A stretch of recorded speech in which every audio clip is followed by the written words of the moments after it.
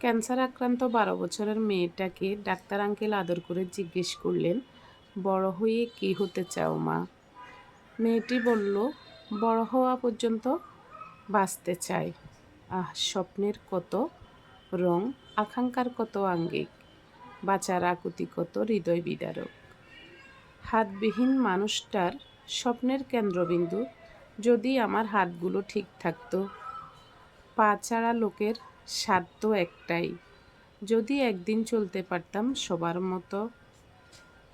অন্ধের স্বপ্ন, যদি একবারের জন্য দেখতে পারতাম দুনিয়ার রং। আর বোবার সব আকাঙ্ক্ষা যেন একটু কথা বলতে পারলেই পূরণ হতো।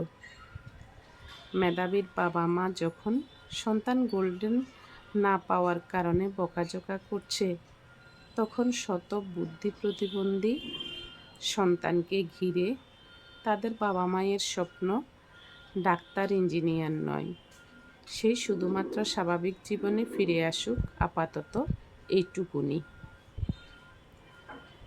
আইসিইউর ভেতরে মানুষটা শুধু একবার কাচের দরজার এপাশে বেরোতে চায়। আপনি যখন গল্পটা শুনছেন, ঠিক এই মুহূর্তে মৃত্যুশয্যায় হাজারো মুমূর্ষের আর একটা মাত্র নিঃশ্বাস নেওয়ার হাহাকার। পঙ্গু হাসপাতালের হাহাকার দুনিয়ার শত ডিপ্রেশনকে ভুলিয়ে দেয়। শীতের রাতে ফুটপাত, বাস স্টপ কিংবা রেল স্টেশনে মানুষের রাত্রি যাপন করার দৃশ্য বস্তিবাসীদেরও কষ্ট ভুলিয়ে দেয়।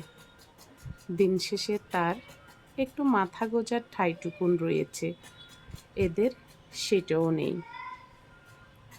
আপনার গ্রামের সবচেয়ে বড় লোক শহরের উঁচু দালান দেখে নিজেকে মিসকিন ভাবে। দুনিয়া ধোঁকার বস্তু, কখনো কাউকে তৃপ্ত করবে না, যেন হাওয়াই মিঠাই। আপনি যত অপূর্ণতায় ভোগেন, ভেবে দেখবেন আপনার সৃষ্টিকর্তা আপনাকে এমন অনেক কিছু দিয়ে রেখেছেন যা অনেকের কাছে এখনো স্বপ্ন। যেই চোখ দিয়ে পড়ছেন, অনেকের সেই চোখের আলো নেই। 3 বেলা পেট পুরে খেয়ে ভালো জামা কাপড় পরে স্বাচ্ছন্দ্যের দুনিয়ার জমিনে চলতে পেরে সুস্থ থেকেও যদি আপনি বলেন ডিপ্রেশনে আছেন, বেঁচে থাকতে ভালো লাগছে না বলেন, তাহলে আপনি যেন আপনার মালিকের নেয়ামতগুলো না শুকরিয়া করছেন। আত্মহত্যা মহাপাপ মনে হয় এই কারণেই। কবি কয়েক লাইনে কত সুন্দর বুঝিয়েছেন। একদা ছিল না জুতা চরণ যুগলে, দহিল হৃদয় মম সেই ক্ষোভানলে। ধীরে ধীরে চুপি চুপি দুঃখাকুল মনে, গেলাম ভজনালয়ে ভজন কারণে।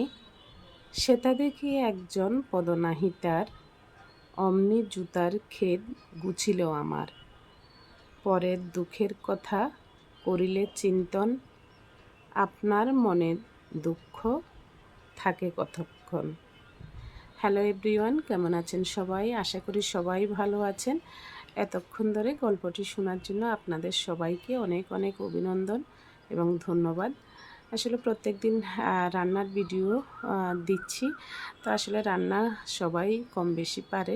তো সেক্ষেত্রে আজকে চিন্তা করলাম যে আসলে এই গল্পটা আমার কাছে পড়ে খুব ভালো লেগেছে, সেই কারণেই আপনাদের সাথে শেয়ার করলাম। যদি ভালো লাগে অবশ্যই লাইক কমেন্ট করে পাশে থাকবেন। ধন্যবাদ সবাইকে।